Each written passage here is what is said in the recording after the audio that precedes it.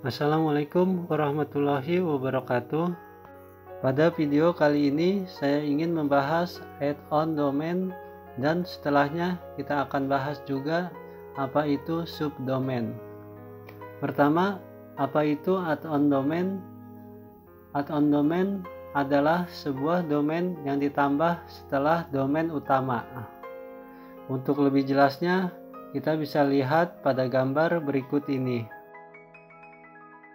Ini merupakan domain utama yang berada di akar folder public HTML. Di dalam folder domain utama yang nantinya kita akan tambahkan subdirektori domain lain. Jadi inilah yang disebut add-on domain. Gambar cpanelnya seperti ini.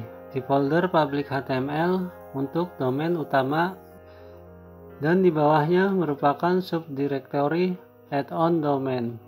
Jadi setelah kita membuat add-on domain, maka tampilannya akan seperti ini. Untuk penambahan add-on domain bisa lebih banyak, tergantung paket yang diberikan oleh penyedia hosting.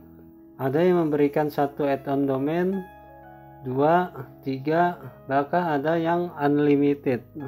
Namun kita juga harus mempertimbangkan untuk menambah add-on domain, karena semakin banyak domain yang kita tambah, maka kinerja website akan menjadi lambat. Selain itu, kapasitas disk penyimpanan akan lebih cepat penuh. Baiklah, untuk menghemat waktu, mari kita simak video berikut ini.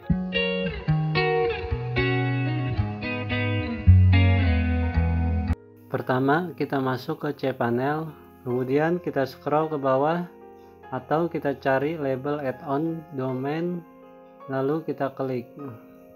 Kemudian kita masukkan nama domainnya dengan catatan nama domainnya yang sudah terdaftar. Jika belum punya, kita harus membelinya dulu.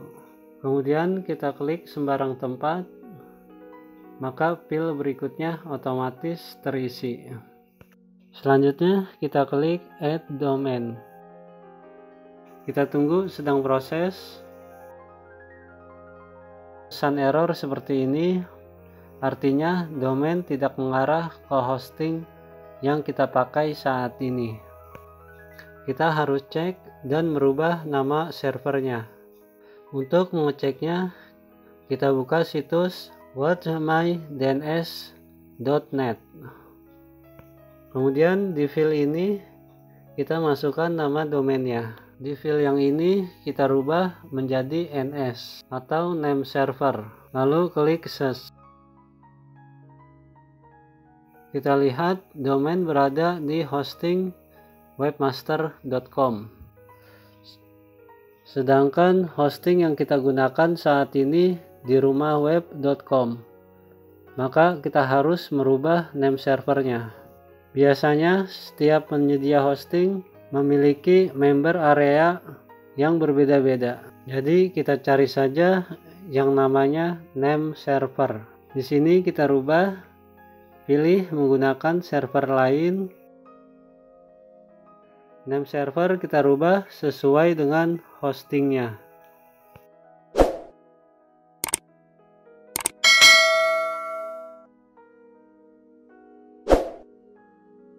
Jika sudah selesai, klik ganti name server.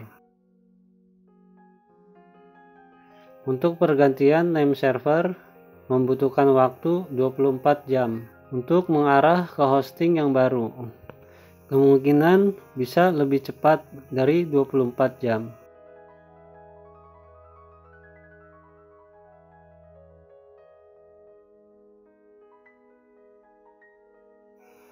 Oke, setelah menunggu selama kurang lebih 8 jam, sekarang kita coba lagi. Kita buka add-on domain, lalu kita ketik nama domainnya. Lalu klik add domain. Kita tunggu sedang proses. Oke, add domain sudah berhasil kita buat. Selanjutnya kita coba akses websitenya. Oke, sudah mengarah ke hosting yang baru ya.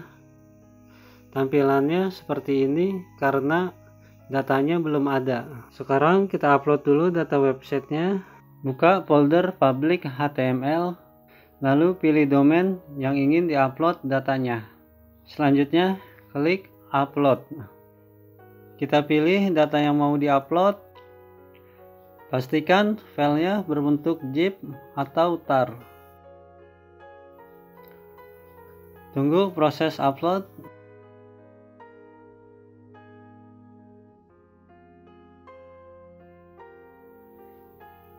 Lalu kita ekstrak filenya.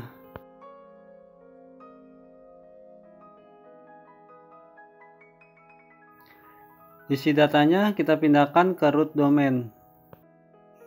Setelah kita upload datanya, jangan lupa kita ubah database-nya.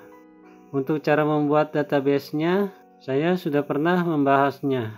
Di sini saya tidak bahas lagi. Silakan lihat video di atas. Oke, sekarang kita coba lagi untuk mengaksesnya. Oke, sudah bisa ya. Demikianlah cara membuat domain sudah selesai. Setelah Anda mengetahui pengertian, fungsi, dan cara membuat domain, selanjutnya kita akan bahas mengenai subdomain. Subdomain adalah bagian dari sebuah nama domain utama. Biasanya subdomain ada di depan domain utama dan dipisahkan dengan titik.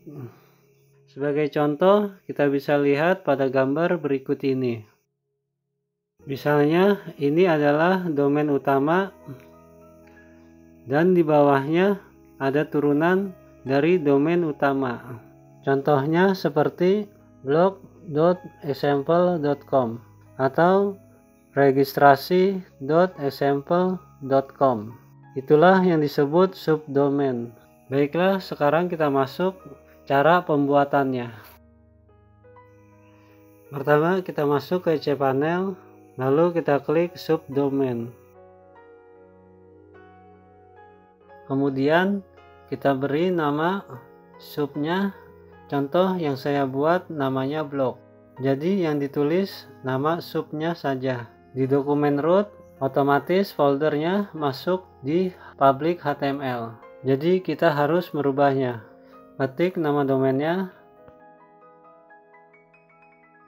lalu /blog. Oke, seperti ini. Selanjutnya kita klik create. Subdomain sudah berhasil kita buat.